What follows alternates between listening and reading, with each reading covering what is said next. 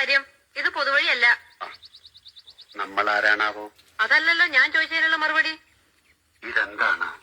കാവിലെ ഭഗവതി നേരിട്ട് പ്രത്യക്ഷപ്പെട്ടതാണോ? അതെ. അല്ലാന്ന് തോന്നാൻ മാഷ്ക്ക് ഭഗവതിയെ മുമ്പ് കണ്ട പരിചയമൊന്നുമില്ലല്ലോ. ഓ സത്യം. ആ ശ്രീത്വം വിളങ്ങുന്ന മുഖം, അഴിഞ്ഞു വീണ കേശഭാരം, വാക്കിലും നടപ്പിലും അനുഭവപ്പെടുന്ന ദൈവീക ഭാവം എന്നൊക്കെ പറയണെങ്കിലേ കണ്ണുപൊട്ടനായിരിക്കണം കാണുന്നവൻ. ഇത് വെള്ളരിക്കണ്ടത്തിലെ കണ്ണേറ് കോലം പോലെ. കോലത്തെ അടിച്ചുകളിക്കാരിയാ. ഈ ചുറ്റമ്പലത്തിന്റെ ഉള്ളിലേക്കൊണ്ടേ അതിനുള്ള മറുപടി ഉണ്ണുമായ പറയണില്ല.